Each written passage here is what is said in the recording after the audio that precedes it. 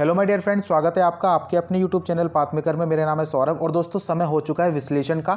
Second shift का हम बात करेंगे दोस्तों। एसएससी दिल्ली पुलिस का जो अभी हाल ही में एग्जाम हुआ है सेकंड शिफ्ट का 14 दिसंबर को, उसमें कौन कौन से जीके के क्वेश्चन आए थे और दोस्तों कौन से आने की संभावना है। ठीक है, देखिए दोस्तों, पहला क्वेश्चन आया था सर्वप्रथम नागरिकता कानून कब पारित किए गए थे। तो दोस्तों सबसे पहले जो नागरिकता कानून पारित किए गए थे दोस्तों किए गए थे सन 1955 में। सन 1955 में दोस्तों इनको पारित किया गया था। दोस्तों अभी इनमें संशोधन अभी हाल ही में देखने को मिला है, इसीलिए दोस्तों नागरिकता कानून के बारे में पूछा गया है। ठीक है, नेक्स्ट क्वेश्चन आया था। देखिए दोस्तों क्वेश्चन नंबर 2, हाल ही में पीवी सिंधु किस कंपनी की ब्रांड एम्बेसडर बनी है। देखिए दोस्तों ब्रांड एम्बेसडर को आप याद कर लीजिए, ब्रांड एम्बेसडर और सीईओ, ये क्वेश्चंस अधिकतर एग्जाम में पूछा जा रहा है दिल्ली पुलिस के। ठीक है, देखिए दोस्तों जो पीवी सिंधु है ये एक तो वीजा ब्रांड की, वीजा जो कंपनी है उसकी ब्रांड एम्बेसडर बनी है। और दोस्तों अभी हाल ही में मतलब कि फरवरी में बनी थी जो पीवी सिंधु थी, आंध्र प्रदेश की एंटी करप्शन हेल्पलाइन नंबर जो था दोस्तों उसकी ब्रांड एम्बेसडर भी बनी थी पीवी सिंधु। दोस्तों इनमें से जो भी ऑप्शन होगा वहां पे वही आंसर होगा, चाहे वीजा हो चाहे आंध्र प्रदेश का हो। ठीक है, क्वेश्चन नंबर 3 देखते हैं दोस्तों क्या है। भारत के किस राज्य में सोनपुर मेले का आयोजन किया जाता है। देखिए दोस्तों इसका सही आंसर था बिहार।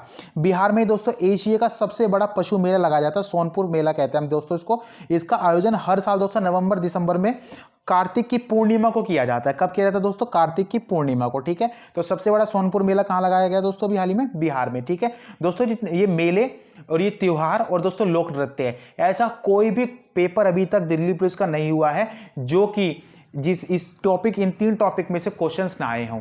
हर पेपर में, हर शिफ्ट में, हर दिन को दिल्ली पुलिस के एग्जाम में दोस्तों इन 3 टॉपिक से क्वेश्चन आपको 100% में कह रहा हूं, चाहे आप सारी एनालिसिस देख लीजिए जितने भी हमने किए उनमें हर शिफ्ट में क्वेश्चन आए। तो दोस्तों आप इसको जरूर कंप्लीट कीजिए। ठीक है, एक तो लोक नृत्य दोस्तों, एक लोकगीत, एक दोस्तों आपका त्योहार और दोस्तों एक ये मेले। ठीक है, क्वेश्चन नंबर देखते हैं दोस्तों नेक्स्ट। क्वेश्चन नंबर 4 आया था दोस्तों, किस फंक्शन की का प्रयोग सेव करने के लिए किया जाता है। देखिए दोस्तों वहां पे शॉर्टकट नहीं पूछा गया था, अगर शॉर्टकट होता तो कंट्रोल एस आंसर होता। यहां पे पूछा गया दोस्तों आपसे फंक्शन की, तो दोस्तों फंक्शन की होती है F12। F12 का इस्तेमाल किया जाता है दोस्तों किसके लिए? ये किया जाता है दोस्तों सेव के लिए। देखिए दोस्तों आगे आने वाली शिफ्टों में आपसे किसके लिए पूछा जा सकता है, देखिए F5 से पूछा जा सकता है, F1 से पूछा जा सकता है, F2 से F9 तक फंक्शंस की होती हैं, आप इनको कवर कर लीजिए दोस्तों। ठीक है, नेक्स्ट क्वेश्चन की ओर बढ़ते हैं। फीफा वर्ल्ड कप 2020 कहां आयोजित किए जाएंगे। देखिए दोस्तों फीफा वर्ल्ड कप 2022 जो है दोस्तों वो कहां पे आयोजित किए जाएंगे? ये किए जाएंगे दोस्तों कतर में। कतर में आयोजित होने निश्चित हुए हैं दोस्तों फीफा वर्ल्ड कप 2022। ठीक है, नेक्स्ट क्वेश्चन की ओर बढ़ते हैं दोस्तों। हाल ही में अगस्त 2020 में किस भारतीय क्रिकेट खिलाड़ी ने संन्यास की घोषणा की। देखिए दोस्तों 15 अगस्त 2020 को महेंद्र सिंह धोनी ने संन्यास की घोषणा की थी, लेकिन उसी के कुछ समय बाद मतलब कि शाम को सुरेश रैना ने भी अपने रिटायरमेंट की घोषणा कर दी थी। तो दोस्तों वहां पे जोन सा भी ऑप्शन होगा वही आंसर होगा। वैसे हमारे जिस कैंडिडेट से हमने पूछा था उन्होंने बताया था दोस्तों कि महेंद्र सिंह धोनी जो है आंसर में नहीं था, वहां पे ऑप्शन में क्या था? सुरेश रैना था। तो वही क्या होगा दोस्तों आपका आंसर होगा। देखिए दोस्तों क्रिकेट से रिलेटेड इससे पहले वाली शिफ्ट में पूछा गया था आईपीएल से रिलेटेड क्वेश्चन, और दोस्तों इसमें पूछ लिया गया भारतीय टीम में मतलब कि कौन अभी हाल ही में रिटायरमेंट की घोषणा किसके द्वारा की गई है। ठीक है, नेक्स्ट क्वेश्चन देखते हैं दोस्तों। क्वेश्चन नंबर 7 है, संविधान के मसौदा तैयार करने वाली समिति की अध्यक्षता किसके द्वारा की गई थी। देखिए दोस्तों जो मसौदा तैयार करने का मतलब है दोस्तों, मसौदा होता है क्या? मतलब कि प्रस्तावना की बात की जा रही है यहाँ पे दोस्तों, प्रारूप की बात करी जा रही है। मतलब कि प्रारूप समिति के अध्यक्ष आपसे पूछना चाहते थे वो दोस्तों, तो प्रारूप समिति के अध्यक्षता किसके द्वारा की गई थी दोस्तों? डॉक्टर भीमराव अम्बेडकर ने। और दोस्तों प्रारूप समिति का जो अध्यक्ष मतलब कि जो गठन हुआ था, मसौदा तैयार करने वाली समिति का जो गठन हुआ था वो हुआ था दोस्तों 29 अगस्त 1947 को। ठीक है, कब हुआ था दोस्तों? 29 अगस्त 1947 को गठन हुआ था किसका? मसौदा तैयार करने वाली समिति का या फिर प्रारूप समिति का गठन। देखिए दोस्तों आप संघ संविधान समिति, संघ संचालित समिति, ठीक है, प्रारूप समिति का तो क्वेश्चन आ ही गया दोस्तों, प्रांतीय समिति, इन सभी को दोस्तों आप कवर कर लीजिए। 100% मैं कह रहा हूं आने वाली शिफ्टों में इससे आपको क्वेश्चन मिलेगा। पहले भी दोस्तों एनालिसिस हुई थी, पहले भी मैंने अपनी वीडियो में बात बोली थी आपसे कि जितने भी कमेटीज हैं वो आप जरूर याद कर लीजिए, आपको क्वेश्चन मिलेगा। देखिए दोस्तों लगातार वहां उस सेक्शन से क्वेश्चन आ रहे हैं, तो आप इसको कवर जरूर कर लीजिए अगर आपको मतलब कि स्कोर अच्छा करना है पेपर में। तो क्वेश्चन नंबर 8 आया था दोस्तों, देखिए राज्य के नीति निर्देशक तत्व भारतीय संविधान के किस भाग में दिए गए। देखिए दोस्तों क्वेश्चन तीसरी बार रिपीट हुआ है दिल्ली पुलिस के एग्जाम में दोस्तों, किस में दिए गए? भाग 4 में दिए गए हैं दोस्तों। मैं जब भी आता है मैं इसको तुरंत बोलता हूं, आपको क्या याद करना चाहिए दोस्तों? राज्य के नीति निर्देशक तत्व दिए गए दोस्तों भाग 4 में, लेकिन आप क्या याद करें? 4A भी याद करें जिसमें मौलिक कर्तव्य दिए गए हैं। मौलिक कर्तव्य भाग 4A में और आर्टिकल 51A में बताए गए दोस्तों मौलिक कर्तव्य, ठीक है। और दोस्तों मौलिक कर्तव्य को जोड़ा किस संविधान संशोधन के तहत गया था, ये भी आप याद कर लीजिएगा दोस्तों। मौलिक कर्तव्य किस कमेटी की सिफारिश पर जोड़े गए थे दोस्तों, वो भी आप याद कर लीजिएगा। ये सभी याद कर लीजिएगा दोस्तों। जैसे 42वां संविधान संशोधन जिसको हम मिनी कॉन्स्टिट्यूशन के नाम से जानते हैं, 44वां संविधान संशोधन 1978 दोस्तों, इन सभी के बारे में जितनी भी बातें की गई थी इनके द्वारा वो सभी आप कवर कर लीजिएगा। आने वाली शिफ्ट में आपको इनसे क्वेश्चन जरूर देखने को मिलेगा।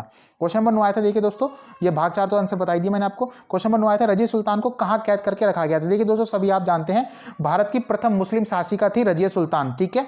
ये गुलाम वंश की थी दोस्तों, और इनको दोस्तों कैद करके कहां रखा गया था, पंजाब के भटिंडा क्षेत्र के किला मुबारक में। कहां पे दोस्तों, पंजाब के भटिंडा क्षेत्र के किला मुबारक में रखा गया था दोस्तों रजिया सुल्तान को कैद करके, ठीक है। आप सभी जानते हैं दोस्तों ये एक चालीसा हुआ करता था दोस्तों, किसमें, ये गुलाम वंश में एक चालीसा हुआ करता था, वही इसके खिलाफ थे दोस्तों कि कोई महिला शासिका हमारे ऊपर शासन नहीं कर सकती, ठीक है। उन्होंने इसको दोस्तों कैद करवाया था, मरवा दिया गया था।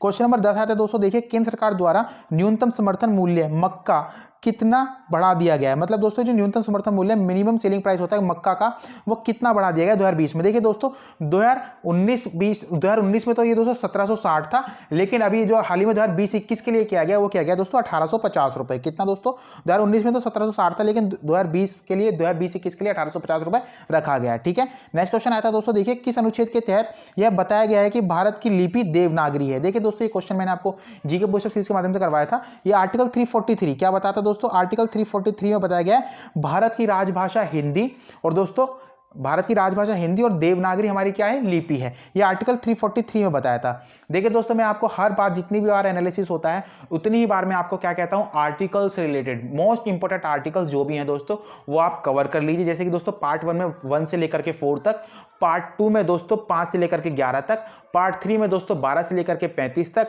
पार्ट 4 में 36 से लेकर 51 तक, और पार्ट 4A में दोस्तों 51A में 51A तक, और दोस्तों किसकी पार्ट 5 में 51 से लेकर के 152 तक, 52 से लेकर 151 तक, ये सभी दोस्तों आप कवर कर लीजिए।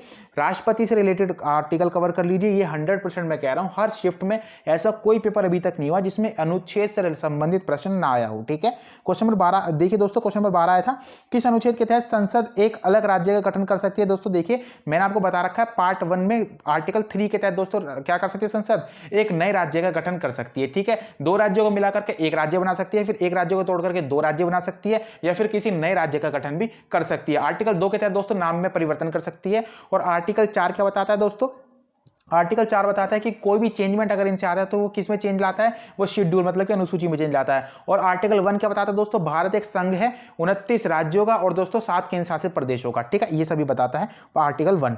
क्वेश्चन नंबर 13 देखिए दोस्तों क्या आया था, क्वेश्चन नंबर 13 था दोस्तों, टापू और क्रूप लोक नृत्य का संबंध किस राज्य से। देखिए दोस्तों ये टापू था या फिर क्रूप था। हमने 2 कैंडिडेट से बात करी थी दोस्तों, एक ने बताया था टापू और एक ने बताया था क्रूप, और इसका आंसर दोस्तों हमें नहीं मिल पाया। आप कमेंट सेक्शन में कमेंट करके बताइएगा कि टापू या फिर क्रूप कौन सा आपकी उसमें आया था, क्वेश्चन में पेपर में आया था, या फिर इनमें से आया था या नहीं आया था। अगर आया था दोस्तों तो इसका आंसर आपने क्या लगाया, आप कमेंट सेक्शन में कमेंट करके बताइएगा। क्वेश्चन नंबर 14 आया था दोस्तों, देखिए चावल की खेती के लिए कौन सी मिट्टी उपयुक्त होती है। देखिए दोस्तों ये होती है लेटराइट मिट्टी। लेटराइट मिट्टी दोस्तों उपयुक्त होती है चावल की खेती के लिए। एक कैंडिडेट ने हमें यह भी बताया दोस्तों, ऐसा क्वेश्चन आया था कि चावल की खेती के लिए इनमें से कौन सी मिट्टी उपयुक्त नहीं है। आप दोस्तों कमेंट सेक्शन में कमेंट करके बताइएगा कि इनमें से सही क्वेश्चन कौन सा है, ठीक है। दोस्तों लेटराइट मिट्टी के साथ जलोढ़ मिट्टी भी कह सकते हैं, एलुवियल सॉइल, ठीक है। क्वेश्चन नंबर देखिए दोस्तों 15, भारत के किस राज्य की जीडीपी सबसे अधिक है। देखिए जो दोस्तों भारत का जो महाराष्ट्र राज्य है उसकी जीडीपी ग्रॉस डोमेस्टिक प्रोडक्ट सबसे अधिक है, ठीक है। उसका तमिलनाडु आता है, उसका दोस्तों गुजरात आता है। देखिए दोस्तों क्वेश्चन नंबर 16 देखते हैं, प्रधानमंत्री मातृ वंदना के तहत प्रेग्नेंट लेडी को कितनी धनराशि दी जाती है। देखिए दोस्तों लगभग 5000 रुपए दी जाती है प्रेग्नेंट लेडी को, ठीक है। लेकिन जब उसके जो दोस्तों शिशु का जन्म हो जाता है, बच्चे का जन्म हो जाता है, तब उसका रजिस्ट्रेशन कराने पर दोस्तों उसको 2000 रुपए अतिरिक्त दिए जाते हैं, ठीक है। नेक्स्ट क्वेश्चन आया था दोस्तों, देखिए भारत के संविधान में प्रथम संशोधन कब किया गया था। देखिए दोस्तों भारत के संविधान में प्रथम संशोधन 1951 में किया गया था। और 1951 में दोस्तों संशोधन करके क्या किया गया था, तो भारत का मौलिक अधिकार है आर्टिकल 19(1) के ए में जो दिया गया है दोस्तों, उसमें संशोधन किया गया था। और उसमें दोस्तों भाषण देने का अधिकार, अपने आप को अभिव्यक्त करने का अधिकार एक आम नागरिक को दे दिया गया था, ठीक है। किसमें दोस्तों, ये 10 मई 1951 को किए गए थे दोस्तों। इस संशोधन के तहत भाषण तथा अभिव्यक्ति की आजादी आम नागरिक को दे दी गई थी, जो कि अनुच्छेद 19A में दी गई है, ठीक है। क्वेश्चन नंबर देखिए दोस्तों, हमें आज इतने ही मिल पाए हैं दोस्तों। अगर आपको इससे ज़्यादा क्वेश्चन डेफिनेटली दोस्तों ऐसा होगा कि आपकी शिफ्ट में इससे ज़्यादा क्वेश्चन आए होंगे, तो दोस्तों आप कमेंट सेक्शन में कमेंट करके जरूर बताइएगा कि हमने वो क्वेश्चन कौन से नहीं बताए जो आपकी शिफ्ट में आए थे, या फिर दोस्तों ऐसे भी क्वेश्चन कोई हो जो हमने बताया हो और आपकी शिफ्ट में वो ना आया हो, तो दोस्तों कमेंट सेक्शन में कमेंट करके जरूर बताइएगा, ताकि दोस्तों आगे आने वाले कैंडिडेट्स को और भी फायदा हो सके। चलते हैं दोस्तों, मिलेंगे अपनी नेक्स्ट वीडियो में। Thanks for watching guys. जय हिंद, जय भारत।